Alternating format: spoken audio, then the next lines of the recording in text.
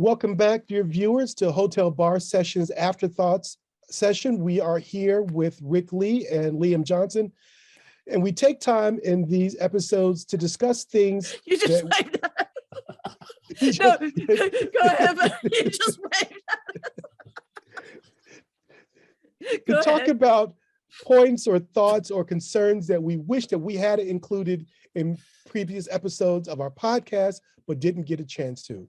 In today's discussion, we'll be discussing episodes 40, 41, and 42, Resolve, Tourism, and our episode on Optimism and Pessimism. Lee, how are you doing? I'm doing pretty good. It's cold here in Memphis. I'm not good about that, but yeah, otherwise I'm doing pretty good. Rick, how about you? You want to talk coldly? Come to Chicago, all right? Yeah, nobody wants to hear that cold Memphis shit. Fair enough. My kids got a snow day because the wind chill factor was -15 today. Right. Yeah. No, thank you. I will let y'all keep that. Yeah, my books didn't go to school either. So Rick, episode 40, Resolve. If I recall, you were in the hot seat for that one. Any passing thoughts? Any thoughts in the stare for that one? You know, the day after or 2 days after we recorded it, our faculty council sent out a document about an issue that they wanted to discuss at the next faculty council meeting. And it was a resolution. It had that form like, in that blah, blah, blah, and because blah, blah, blah, be it resolved that. And I also love that passive formulation, like be it resolved. Like, we're not going to resolve. No, we don't have to have resolve, but it be resolve. Mistakes were made. So like, there is that weird notion of resolution that never came up in the episode that I think is also kind of interesting, that it's, sort of a sense of the meeting. Like, we are now resolving this and we're going to stick to it. So I thought that was interesting. Yeah, that's that sense of the gravity of the occasion. Yeah, right. When you use that term resolve, this is a momentous event that we are engaging in, and what we do and say here has weight and currency. Yeah. Mm-hmm. All right, Lee, what do you think? I mean, I really loved that episode. I will say that when I listened back to it, that my first thought was, man, all of us are some pretty lazy ass people when it comes to making changes in our lives, because literally all of our answers was like, no, I don't make resolutions because I don't want to feel bad when I fail at them. And that was pretty much all of our answer. But I do think that one of the things that came out of that episode that I did really appreciate was our situating the idea of resolutions in a communal context, so exactly that thing that we're all trying to avoid, which is that if I make a resolution and if I say it out loud, or if other people know about it, then there's this kind of bond, or I think we said covenant, between all the people who are hear it or are involved in it. And I think that's something that's really healthy, and I mean for communities and for individuals. So I was really glad that we got around to saying that. What about you, Charles? I think that what I wish that I had brought up or we talked about was a sense where resolution or resolve is connected to this older idea of honor as well. Because we talked about the question of not wanting to be compelled to have this sort of connection or this link or this obligation to someone who's going to hold you accountable for it. But at the other side of that is the question of honor. Right. And saying something and meaning something and sticking to it, because it's important for people to be able to regulate or behave ethically, right, with intention, between either it's an individual or whether it be with a community or so forth or so on. So I think not talking about honor in context of resolve or resolutions, we could have done better. Yeah. All right. So let's move on. Our next topic is from episode 41, Tourism. Lee, let's throw the ball to you. Yeah, it's now occurring to me that for all three of the episodes that we're talking about today, Rick was in the hot seat. How did that happen? No, Charles was in the hot seat for tourism. No, tourism was my idea. Okay, you're right. Yeah. You're right. Sorry, Charles, you were in the hot seat for tourism. That was a great episode, and I'm going to, full disclosure, say that I did not know how that was going to be a great episode. I did not going into it. I was like, how are we going to get an hour's worth of conversation about this? But I'm so glad that you kicked us off with the Jamaica Kincaid.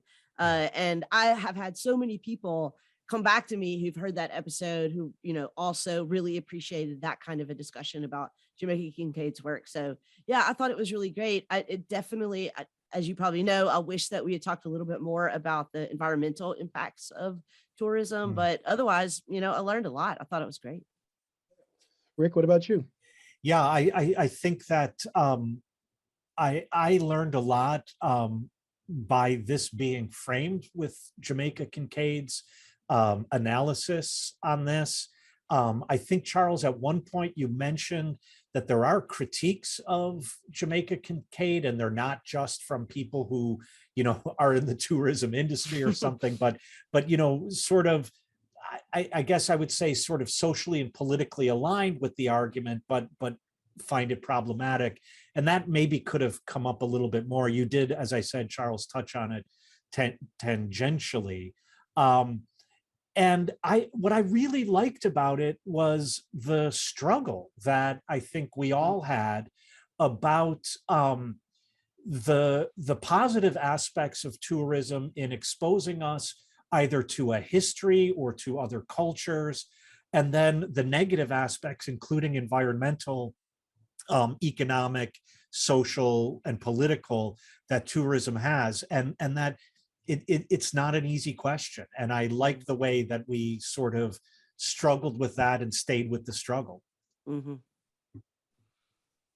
Part of me feels like what we could have talked about more, and I should have thought about this, and this is part of what I'm writing on now, is the ways in which the artifacts of tourism, this experience of another land, of the exotic, how they can be imported into sort of a North Atlantic or Western site. And I think about museums as being this sort of, I guess for lack of a better term, this mobile tourist site, where instead of going to someplace in the Caribbean or South America or Africa or Asia, you can go to the London Museum, or you can go to the Louvre, or you can go to the Met, we can go to the Art Institute of Chicago, and you can see this culture, this piece, this artifact, sort of right there more conveniently placed within one's reach, and how that's a form of tourism that we didn't quite talk about and get to, and how it's just as problematic if you think about the recent repatriation movement that's taking place, where North Atlantic museums are beginning to look very serious about returning artifacts, which in many cases had been sort of stolen from indigenous societies. So I think that would have been a point that really would have, I think, pushed us into an interesting direction. Mm-hmm.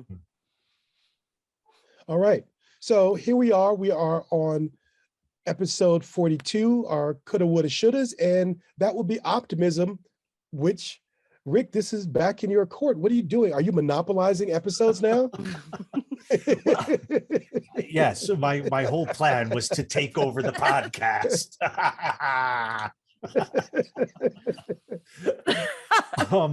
Well, this one actually came up kind of, well, I think there were two accidents. One had to do with editing and, what, people's schedules and so on. And that's how these dropped in the way they did.